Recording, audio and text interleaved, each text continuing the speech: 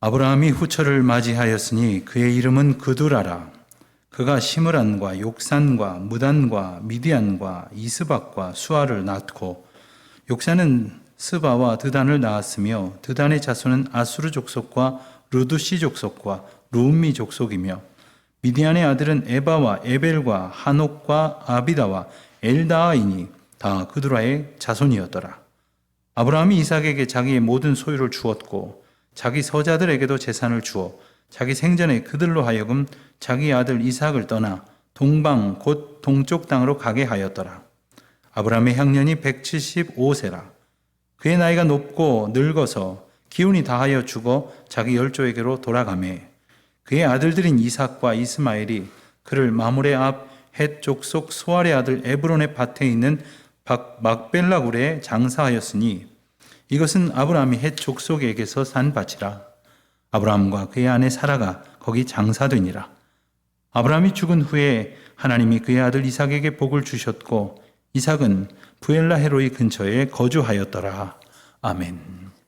호랑이는 죽어서 가죽을 남기고 사람은 죽어서 이름을 남긴다 하는 말이 있습니다마는, 저는 어느 책의 제목에서 본 것처럼 인생은 죽으면 이야기를 남긴다라고 생각을 합니다.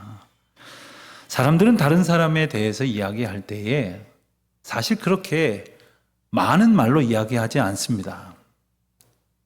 이러이런 분이었지, 저런 사람이었어, 이러면서 그렇게 기억할 것이겠습니다. 다만 어떤 사람은 좀 더 많은 사람에게, 그리고 좀 더 오래도록, 그리고 좀 더 진한 여운으로 기억되는 정도의 차이가 있을 뿐입니다. 그러므로 우리도 생각을 해보아야만 할 것입니다. 나는 다른 사람들에게 어떤 이야기로 남겨질 것인가? 우리가 성경을 보면서 특별히 아브라함의 일생을 여러 날 여러 주에 걸쳐서 온 교우들이 함께 묵상을 했는데, 믿음의 조상이라고 불리우던 아브라함은 어떤 이야기로 우리에게 남겨지게 될 것인가? 오늘 우리가 읽은 본문 말씀은 특별히 아브라함의 말년의 모습과 그리고 그의 죽음에 관한 이야기들이 기록된 본문입니다. 오늘 우리가 1절과 2절에서 읽은 대로 아브라함은 노년에 후처를 두고 6의 자녀를 더 낳았다고 이렇게 기록되어져 있습니다. 생각해 보면 참 놀랄 일이 아닐 수 없습니다. 100세에 아브라함이 아들을 얻었지 않았습니까? 그것도 믿을 수 없는 기적과 같은 일이었을 터인데, 그 아들로 끝이 아니라 그 후에 수십 년이 더 지나고 6이나 더 자녀를 낳았다? 놀라운 일이 아닙니까? 역시 별로 놀라지 않으시는 분들이 계신데, 집에 가셔서 곰곰이 생각해 보면 참 놀라운 일이라 생각이 드실 겁니다.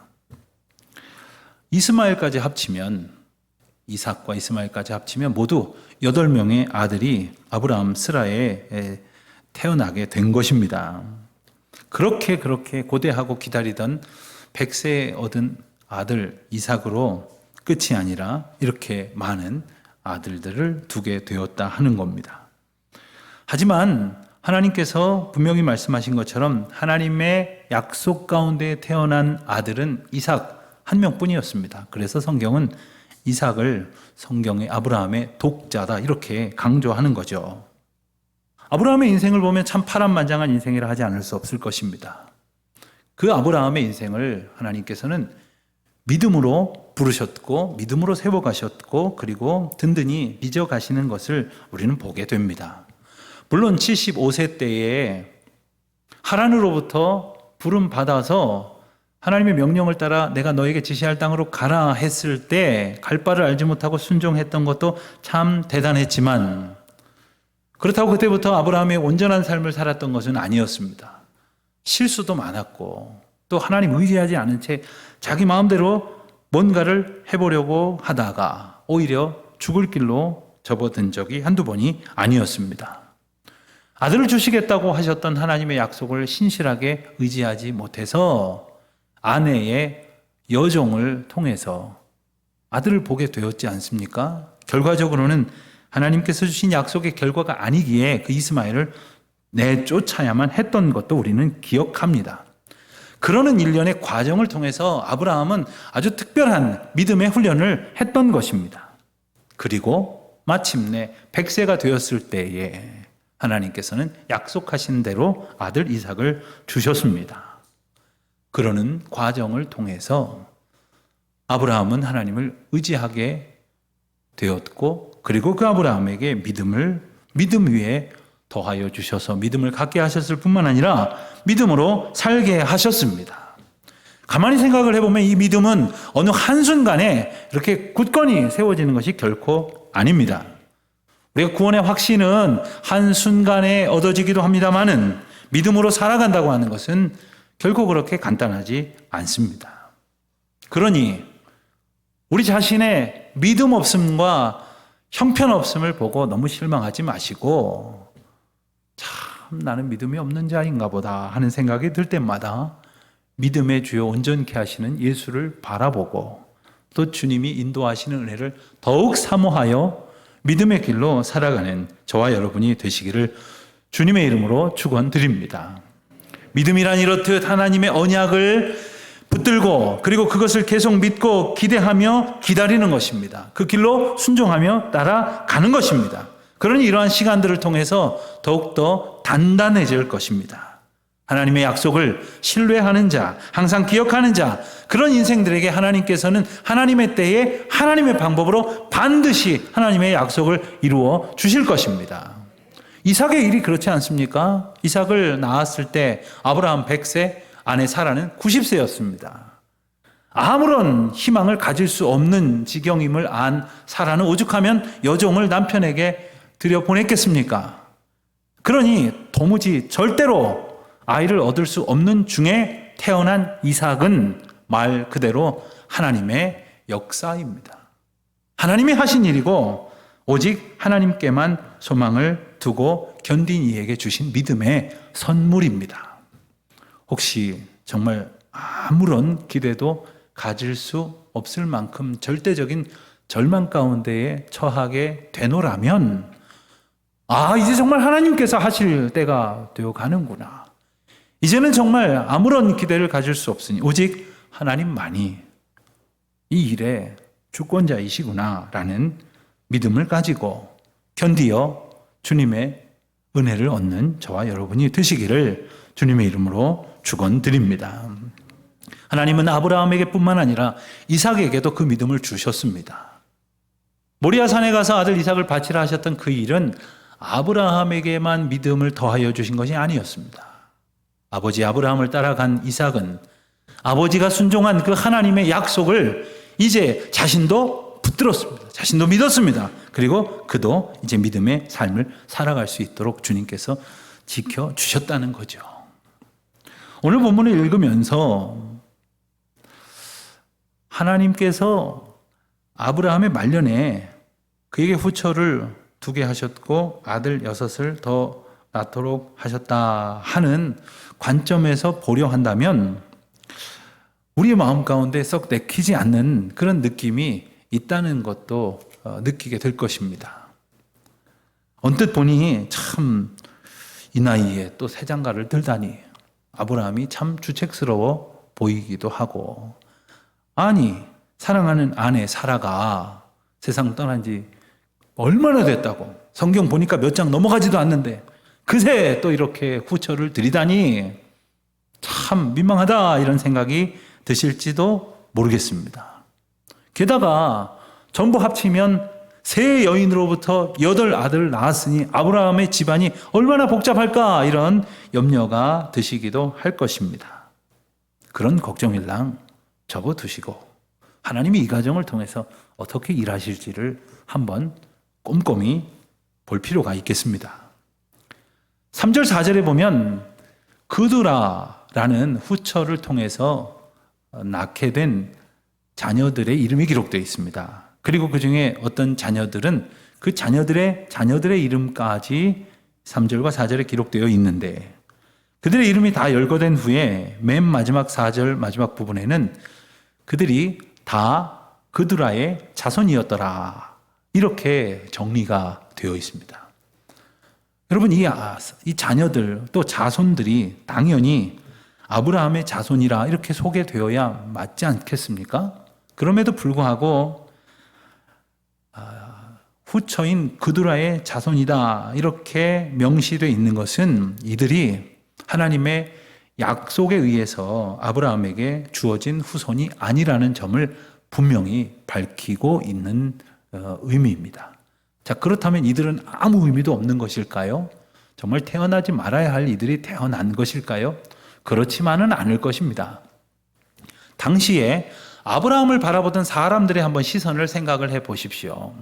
당대의 사람들은 큰 재산을 가지고 부를 형성한 것도 복을 받았다고 생각을 했습니다만 많은 자녀를 두고 자손이 흥왕한 것은 오히려 더 큰 복으로 여겼습니다. 아브라함이 큰 재산을 갖고 대단한 부족을 이루며 살았지만 정작 그의 아들은 100세 때 얻은 이삭 한 명뿐이었습니다. 물론 100세 때에 얻었다는 것이 주변에 있는 모든 사람들에게 놀라운 기적의 사건으로 받아들여졌겠지만 한 명뿐이었지 않습니까? 그런데 후처를 통해서 그것도 100수십세가 되어서 6명이나 더 자녀를 낳았다고 하는 것은 주변에 있는 수많은 사람들로 하여금 역시 아브라함은 하나님의 복을 받은 사람이로구나. 게다가 저 나이에 자녀들을 계속해서 낳는 것을 보면 역시 생명의 주권은 오직 하나님께만 있구나 라는 생각을 하기에 충분했을 것입니다. 여러분, 세상의 모든 사건은 하나님의 주권 가운데 있고 하나님께서 행하시는 은혜의 이야기 가운데 있음을 우리는 잊지 말아야 합니다. 우리가 또 한 가지 기억하는 것은 아브라함 참 부자였죠. 큰 부자였습니다. 얼마나 부자였을까를 짐작하게 할 만한 한 가지 이야기를 소개합니다. 우리가 창세기 14장에서 보아 지나왔는데 아브라함의 조카 롯이 그 집안 사람들과 소유가 많아짐에 따라서 아브라함의 가족들과 롯의 가족들이 발전적인 이별을 하게 됩니다. 그래서 롯은 그 가족들과 종들을 데리고 모든 가축들을 이끌고 요단강 동편으로 가게 되었죠. 그런데 그 동네에서 그 크고 작은 나라들이 연합하여 큰 전쟁을 벌이게 됩니다.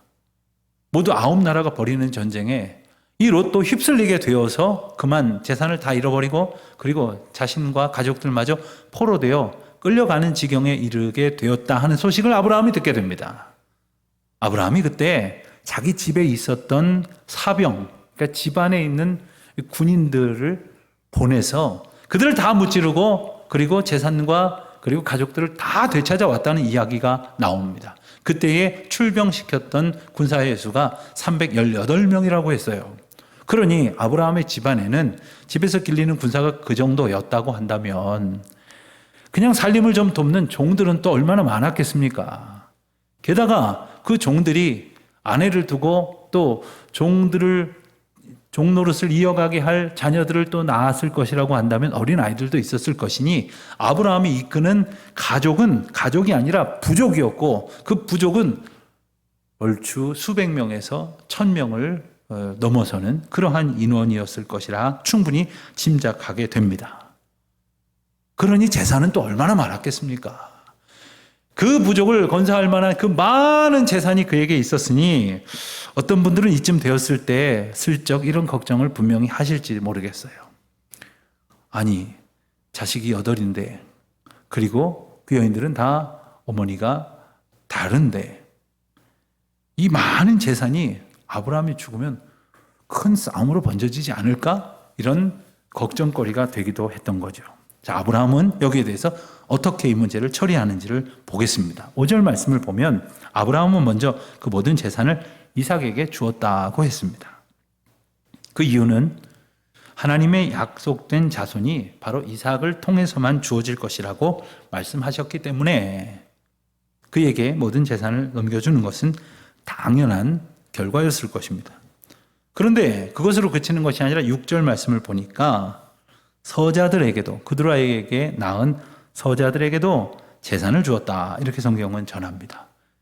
그런데 이 서자들에게 준 재산은 앞서 이삭에게 준 재산과는 의미가 좀 달랐습니다. 서자들에게 준 제사는 더 정확하게 표현을 하자면 선물이라는 말로 번역이 되어야 합니다. 영어 성경 중에는 gift라고 번역된 성경들이 여럿 있습니다. 그러니까 그들에게는 안 주어도 될, 안 주고 그저 떠나 보내도 그만일 형편이었지만 유일한 독자 이삭에게만 모든 것을 주어도 마땅한 일이겠으나 그들도 아브라함의 핏줄인 까닭에 그들에게도 긍휼을 베풀고 그들도 살 수 있도록 넉넉한 선물을 주어 그들을 떠나 보내게 했다는 겁니다. 그런데 여기서 흥미로운 표현 한 가지는 아브라함은 그 서자들을 자신으로부터 떠나게 했다라고 성경은 기록하지 않고 이삭으로부터 떠나게 했다고 소개를 합니다. 왜 이런 표현이 사용됐을까요? 물론 아브라함은 얼마 지나지 않으면 그 모두의 곁에서 떠나게 될 것입니다만은 이전에 아브라함은 이삭과 이스마엘 사이에 있었던 갈등을 기억하고 있었습니다. 그러니 배가 다른 그러한 자손들이 가까이에서 화목하게 지낼 수 없을 것이라고 하는 염려가 있었기에 그들을 멀리 떠나보내고 충분한 재물을 주어서 이삭으로부터 멀리 떠나 지내도록 그렇게 평화롭게 지내도록 배려를 했던 겁니다. 부모의 노릇은 참 지혜로워야 합니다. 자녀들의 형편과 자녀들의 사이가 하나님 앞에서 늘 합당하고 화목하게 이루어져 가도록 가르쳐야 함은 물론이고 그렇지 않을 때에 정말 하나님께서 주시는 지혜로 그들을 잘 이끌어야 할 것이겠습니다. 그리고 마침내 아브라함은 세상을 떠납니다. 그의 나이 175세라 했습니다. 8절 말씀을 보면 성경은 그의 죽음을 아주 짧지만 분명하고 아주 의미 있는 표현들로 이렇게 설명을 합니다. 그의 나이가 높고 늙어서 기운이 다하여 죽어 자기 열조에게로 돌아가매. 먼저 그의 나이가 높았다 이렇게 표현을 하고 있는데 이것은 단지 나이를 표현하는 숫자가 높았다는 뜻만이 아닙니다. 물론 그의 나이는 많았습니다. 다른 사람들보다 평균적으로 더 오래 살았습니다. 이스라엘 백성들이 평균적으로 얼마나 살았는지를 모세는 그의 시편에서 우리의 연수가 70이요 강건하면 80이다 이렇게 표현한 것을 통해서 우리에게 짐작하게 합니다. 그렇습니다. 보통 그 정도 살았다고 한다면 175세는 아주 많은 생을 선물로 얻게 된 것이 아닙니까? 그렇게 나이가 높았다라는 것은 단지 나이가 많았다라는 의미만이 아니라 더 중요한 뜻은 그 나이의 가치가 높았다라는 뜻이에요.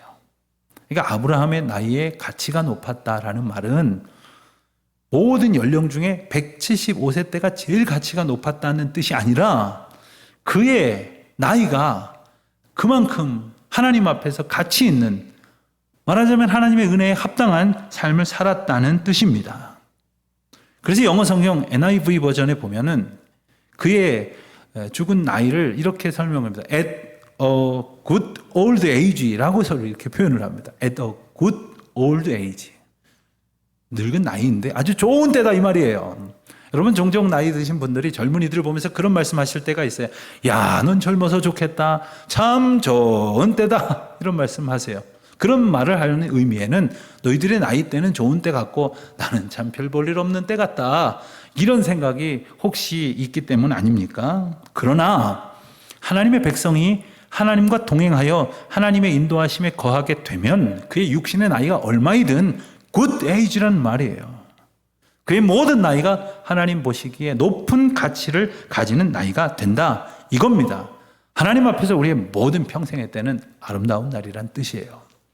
프랑스 속담에 이런 말이 있습니다. 모든 나이에는 때마다의 기쁨과 즐거움이 있다. 여러분, 젊어서 좋은 것이 있지만 나이 들어서 귀한 것이 있습니다. 하나님께서는 나이 들어 늙은 것이 결코 불행하고 슬픈 일이라고 가르쳐 주지 않으십니다. 하나님은 언제나 항상 우리들의 나이에 우리와 동행하셔서 우리를 굿 에이지로, 좋은 때로 살게 하신다는 말입니다. 우리 평생의 삶에 그와 같은 복을 누리시기를 축원합니다. 아멘이 1, 2부 때와 마찬가지로 3부 때도 요만큼밖에 안 나오는 것을 보면 아무리 제가 이렇게 그렇다라고 말을 해도 늙음이 별로 마음에 안 드시는 분들이 더러 계신 것 같기도 합니다. 그렇다면 이 말씀 하나를 덧붙이겠습니다. 탈무드에 보면 이런 말이 있습니다. 늙어야 죽고 죽어야 천국에 갈 것이 아니냐. 여러분 젊고 싶으십니까? 그래서 영영 죽지 않고 싶으십니까? 그러면 천국 못 갑니다. 어떤 분들은 임종을 앞두신 가족 앞에서 임종 예배를 드리는 목사인 저에게 막 보채세요. 목사님, 지금 기도 좀 해주세요. 이 사람 한 달만 더 살게 해달라고. 아니, 일주일만 더 살게 해달라고. 내가 그동안 미안했던 게 많았는데 조금이라도 좀 잘해주게. 하루라도 좀 더 살게 해달라고 기도해달라고. 제가 속으로 그래요. 실망하실까봐 겉으로는 못하지만 더 좋은 데 가시는데 왜 못 가게 하려고 그래요? 더 좋은 곳으로 하나님이 인도하시는데 왜 괴롭히시려고 그래요? 우리는 사나 죽으나 하나님의 은혜 안에 있으며 하나님의 복된 걸음 가운데 있게 되는 줄로 믿습니다. 오늘 본문 8절 말씀을 조금 더 원문의 뜻에 가깝게 번역됐다고 평가받는 우리말 성경을 보면 이렇게 적혀 있습니다. 아브라함이 복된 삶을 살다가 늙어 백발이 돼 숨을 거두고 자기 조상들에게로 돌아갔습니다. 여러분, 아브라함이 복된 삶을 살았다는 것은 아브라함이 하나님의 인도하심 가운데의 모든 날을 그야말로 하나님의 은혜 가운데에 하나님과 함께 살아가는 기쁨을 복으로 여기면서 살았다는 뜻이에요. 감사하면서 살았겠죠. 그러니 그의 모든 날이 복된 날이었다 하는 겁니다. 우리의 나이가 얼마이건 간에 또 얼마까지 얼마나 큰 하나님의 은혜 가운데 살게 되든 간에 모든 날이 하나님의 은혜 안에 거하심으로 하나님께서 주시는 기쁨을 누리며 감사로 고백하는 그러한 삶이 되시기를 바랍니다. 그리고 기운이 다하여 숨을 거두었다 했습니다. 여러분, 저는 이런 기도를 우리가 해야 되리라 생각이 듭니다. 하나님, 주님이 허락하신 그 기운 다할 때까지 하나님의 뜻 가운데로 온전히 살다가 기운이 다하는 그날까지 하나님 앞에 충성하다가 맡겨주신 일 잘 감당하다가 주님께 가게 해 주십시오. 본의 아니게 누워서 많은 세월을 보내야 하시는 분들이 있어요. 아무 일을 하지 못한 채 오랜 세월을 이건 버틴다고 해야 됩니까? 견딘다고 해야 됩니까? 지내시는 분들이 있어요. 우리가 할 수 있는 부분이 아닐 수도 있지만 마지막 때까지 주님 주신 사명 다 하다가 주님 부르심 받는 그런 은혜를 얻는 저와 여러분이 되시기를 바랍니다. 또한 자기 열조에게로 돌아갔다 하는 표현이 나옵니다. 여러분, 이것은 자기 육신의 조상들 곁으로 돌아갔다는 뜻이 아닙니다. 만약에 육신의 조상들 곁에 가서 묻히게 되었다라고 표현을 한다면 아마도 아브라함은 한 860km 정도 떨어진 하란까지 누군가에 의해서 운구되어야만 했을 것입니다. 또 그보다 더 먼 길을 돌아 갈대아우르까지 가야 했을런지도 모릅니다. 이 열조에게로 돌아갔다는 말에 힌트가 있는데 온 곳으로 돌아갔다는 뜻이에요. 보내어진 곳으로 돌아갔다는 뜻이에요. 우리를 보내신 분에게로 돌아갔다는 뜻입니다. 여러분, 우리가 죽으면 갈 곳이 분명히 있다는 것을 믿지 아니하는 사람들도 이렇게 이야기를 하고 있어요. 돌아가셨다라고 보통 얘기하지 않습니까? 죽었다라는 표현을 돌아가셨다는 의미로 말하는 민족은 가만히 보니까 우리 민족하고 이 유대 민족밖에 없어요. 서구의 많은 나라들, 또 동서양의 많은 나라들이 이 죽음을 어떤 단어로 표현을 하고 있는지를 좀 찾아보니까 대부분의 나라가 떠났다 이렇게 표현을 해요. 떠났다, 없어졌다, 사라졌다, 가버렸다. 여러분, 아무리 인생이 죽음 앞에서 죽은 자와 함께 이별하는 것이 슬프다고 그저 없어졌다, 떠났다, 사라졌다 이렇게 보고 말 만큼 그 이면의 의미를 찾지 못해서야 되겠습니까? 우리 주님이 일러주십니다. 우리를 보내신 분에게로 다시 그 부르심에 따라 되돌아가는 것, 그것이 성도가 맞이하여야 할 복된 죽음이다 하는 거죠. 그러므로 우리에게 생명을 주시고 그리고 이 땅에서 살게 하신 하나님께로 돌아가는 것이 죽음이기에, 죽음을 바라보는 성도의 신앙이 가져야 할 목적은 이 땅에서 이내 곧 썩어질 것을 쌓고자 애쓰는 것이 아니라, 그리고 그런 것들로 만족하기 위하여 분주한 것이 아니라, 보내주신 분의 사명에 따라서 믿음으로 살다가 하나님의 부르심을 소망 가운데 받는 것, 바로 그것이 우리가 얻어야 할 복인 줄로 믿습니다. 오늘 본문 말씀을 보면 아브라함의 장례식 장면은 아주 간단하게 묘사가 되어 있습니다. 9절입니다. 9절을 보니 그의 아들들인 이삭과 이스마엘이 그를 마므리의 앞 헷 족속 소알의 아들 에브론의 밭에 있는 막벨라 굴에 장사하였으니, 이렇게 기록하고 있습니다. 9절 말씀에서 주목할 것은 이삭과 이스마엘이 함께 아버지의 장례를 치르고 있다는 것 아닙니까? 분명히 이스마엘은 언젠간 쫓겨났는데, 그렇습니다. 하나님의 약속의 자녀가 아니었기에 아브라함은 이삭과 갈등을 빚지 않도록 하기 위해서 쫓아낼 수밖에 없었습니다. 그런데 오늘 이러한 모습이 비춰지는 것은, 적어도 마지막 모습은 이삭과 이스마엘의 관계나 아브라함과 이스마엘의 관계가 불행한 상태로 종결된 것은 아니었을 것이구나 하는 기대를 갖게 되는 거죠. 비록 쫓아낼 수밖에 없는 상황이 있었지만 그와 같은 모든 하나님의 섭리를 서로가 받아들였다는 거예요. 서로를 용납했다는 거예요. 그럴 때만이 교제와 교류가 가능하지 않겠습니까? 오늘 말씀 이하의 12절 이하에 보면 이스마엘의 후손이 소개되는 내용이 이어집니다. 이스마엘의 후손에 대한 내용을 가만히 또 들여다보면 이스마엘도 야곱의 12아들이 12지파의 족장이 되었던 것처럼 이스마엘도 12아들을 두고 흥왕한 민족을 이루었다는 것을 보게 됩니다. 그렇지만 불행하게도 그 후로 이스마엘의 후손들은 지금까지 이삭의 후손들인 이스라엘 백성들과 세계가 다 걱정할 만한 갈등을 겪으면서 살아오지 않았습니까? 적어도 하나님 앞에, 그들의 아버지인 아브라함의 죽음 앞에 섰을 때에 이삭과 이스마엘의 믿음 자세로부터는 너무나 멀어진 것이라는 사실을 기억해야 합니다. 사랑하는 성도 여러분, 언젠간 우리 모두도 인생의 마지막 날을 맞게 될 것입니다.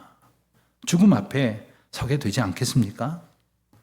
하나님께서 인도하시는 그 부르심 앞에 있음을 기억하고 부르실 때에 합당하게 아멘으로 찬송하며 주님 앞으로 나아갈 수 있도록 합당한 믿음의 준비를 해야 할 것이겠습니다. 여러분, 죽음을 잘 준비한다는 것은 이 땅에서 허락받은 생을 잘 살아간다는 것을 의미하는 것입니다. 우리가 며칠 여행을 갈 때에도 가기 전에 그보다 어쩌면 더 오랜 시간 동안 꼼꼼하게 뭘 가져가야 되고 뭘 빠뜨리면 안 되고 뭐는 챙겼는지 이렇게 준비를 하건만, 우리가 언젠간 떠날 이 땅에서 주님 나라에 가는 그 믿음의 길을 우리는 과연 온전히 준비하고 있는가? 날마다 믿음으로 성찰해 보지 않으면 안 될 것입니다.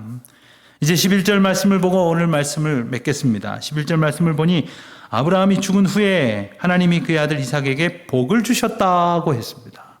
근데 여기서 나오는 이 복이라는 말은 아브라함이 죽은 후에 하나님께서 그의 아들 이삭에게 그 복을 주셨다, 이런 의미가 있어요. 어떤 복일까요? 아브라함에게 주셨던 그 복을 주셨다는 겁니다.